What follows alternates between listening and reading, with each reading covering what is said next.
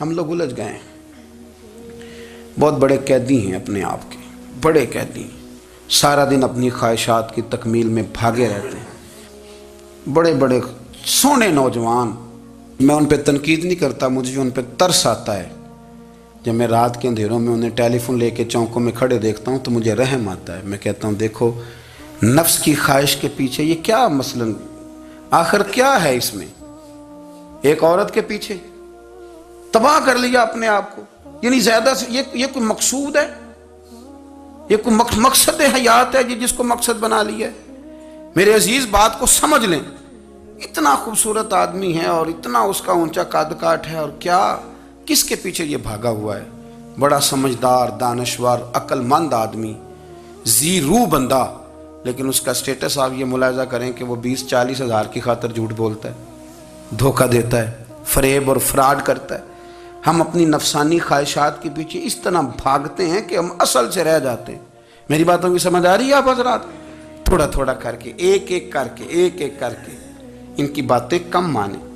وہ ضروری تو نہیں نا کہ سویرے ناشتہ بازار سے اپنی مرضی کا تگڑا کیا ہے، بازار سے لا کے پوڑیاں چنے بہترین کھائے، اور پوڑیاں چنے ابھی کھائے نہیں، شاپر میں ڈالے ہوئے ہیں، اور وہ لے کے ابھی آ رہا ہے تو ساتھ ہی رستے سے گوشت بھی چھوٹا اچھا لگا تو 2 کلو وہ بھی لے آئے کہ پوڑیاں چنے کھاؤں گا اور دوپہر کے لیے گوشت پکاؤں گا۔ وہ پہلے یہ تو کھا لے صاحب، اس سے تو نجات پا لے۔ یہ پتہ نہیں ہضم ہوتا ہے کہ کچھ اور کرتا ہے تیرے ساتھ، لیکن وہ گوشت بھی ساتھ لے آیا۔ یعنی ٹیبل پہ، ناشتے کے ٹیبل پہ بیٹھ کے فیصلہ ہو رہا ہوتا ہے کہ ہم نے کیا کھانا ہے، ہم نے کدھر جانا ہے۔ سنگیو یاد رکھو، باتوں کو سمجھو اور غور کرو۔ یہ تھوڑا تھوڑا کر کے جب ہم چھٹکارا حاصل کرنے کی کوشش کریں گے نا، چھٹکارا حاصل کرنے کی، کہیں جگہ سے، کسی جگہ سے اگر آپ کو تنبیہ ہوتی ہے نا، تنبیہ، اس میں بھی بڑا مزہ آتا ہے۔ اس میں بڑا، ہمارے ایک بزرگ تھے، تو ایک دن نا میں گیا تو کہنے لگے الحمدللہ آج میں بڑے سکون میں ہوں۔ میں نے کہا جی وہ کیا ہوا؟ کہنے لگے میں اپنے آپ کو بڑا پیر صاحب سمجھنے لگ گیا تھا۔ تو ایک وابڈا کے کسی آدمی سے کام تھا، تو میرے ایک دوست نے مجھے کہا کہ پیر صاحب اس کو ٹیلی فون کر دیں، سنا ہے آپ کا عقیدت مند ہے۔ میں نے اس بندے کو ٹیلی فون کیا تو کہتا ہے پیر صاحب میں عزت آپ کی بڑی کرتا ہوں پر یہ کام نہیں ہو سکتا۔ کہتے ہیں جب اس نے مجھے کہا نا تو کچھ بھی نہیں، تو مجھے بڑا مزہ آیا ہے، ورنہ میرا تو نفس پھول گیا تھا۔ میں تو سمجھتا تھا کہ جو میں کہتا ہوں ویسے ہی ہو جاتا ہے۔ کہتے اس نے تھوڑا سا نا مجھے لیول میں کیا ہے، مجھے مزہ آیا۔ یہ لوگ نا اپنے اوپر بوجھ ڈالتے تھے، یہ تھوڑا تھوڑا پیچھے ہٹتے تھے، یہ سمجھتے تھے کہ اس طرح تو ہماری تکمیل رہ جائے گی۔ صبح سے شام تک اگر اسی نفس کی باتیں مانتے جائیں گے تو خرابی کرے گا۔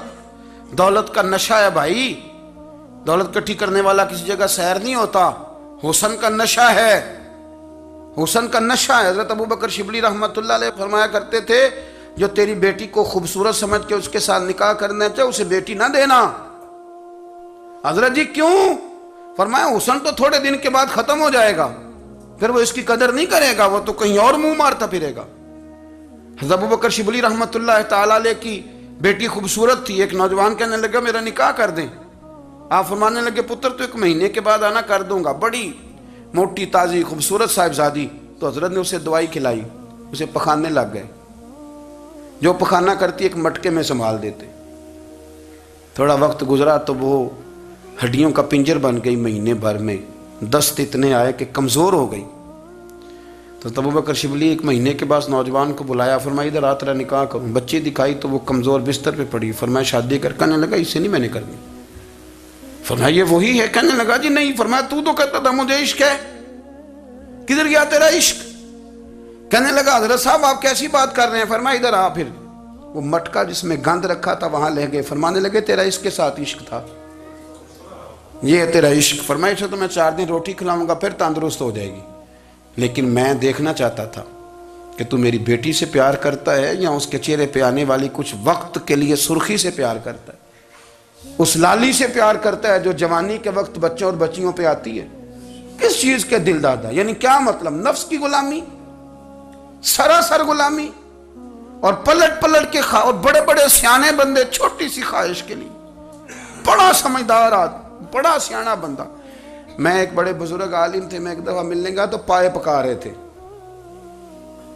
خود پائے پکا رہے تھے، تو وہ بڑے پیار کی بات ہوتی ہے نا جی، تو تامت باندھی ہوئی اور بڑی جناب خستہ حالی، اور وہ پائے پکا رہے ہیں. تو میں نے ان سے کہا حضرت جی پائے تو کسی اور نے بھی پکا لینے تھے، آپ بخاری لے کے بیٹھتے، چلو میری طرح کا کوئی بندہ آپ سے استفادہ بھی کر لیتا. اب پائے آپ لائیں گے، پھر پکائیں گے، پھر آپ کھائیں گے، تو یہ تو 24 گھنٹے آپ کسی کام میں گزر جائیں گے. تو یہ ایک چھوٹی سی خواہش کے لیے، میں کسی چیز کو حرام نہیں کہہ رہا. قرآن پاک کی جو آیت پڑھی ہے صرف اس کی تفسیر آپ کے سامنے عرض کر رہا ہوں. ہماری خواہشات ماں پالتی ہے، آپ کو نہیں پتا کتنے دکھ سہتی ہے. میں ان ماؤں کو جانتا ہوں جو بیٹے کے حصوں کی مار بھی اس کے ابے سے کھاتی ہیں، مار کھاتی ہیں. وہ ایک خاتون ایک کان سے سنتا نہیں، میرے پاس ایک دفعہ آئی، کہنے لگی سٹ لگ گئی سی، کوئی دعا کر دیں یا کوئی وظیفہ پر، ڈاکٹر کہتے ہیں ٹھیک نہیں ہو سکتے. میں نے کہا باجی صحیح بتاؤ مسئلہ کیا ہے؟ کہنے نہیں کچھ بھی نہیں، مسئلہ کیا ہونا ہے، پتر غلط نکل آیا ہے، اس کا باپ روز مارتا ہے، آج میں آگے گئی ہوں تو اس نے ایک تھپڑ میرے کان پہ مار دیے. تو پردہ پھٹ گیا. مائیں مار کھاتی ہیں، لیکن وہ پتر جس کو بڑی محنت سے پالا ہے وہ جوان ہوتا ہے تو اماں سے کہتا ہے تجھے چھوڑ دینا ہے، پر جس لڑکی سے میرا ٹیلی فون پہ رابطہ ہے اسے نہیں میں نے چھوڑنا، وہ نہیں چھوڑ سکتی. ہر شے کچل جاتا ہے. وہ اماں کبھی بلیٹ کے رات کو سوچتی ہے کہ یہ تو میری کل کمائی تھی، میں تو آج بھی اس کے حصے کے تھپڑ اپنی گالوں پہ برداشت کر رہی ہوں، تو یہ کدھر گیا؟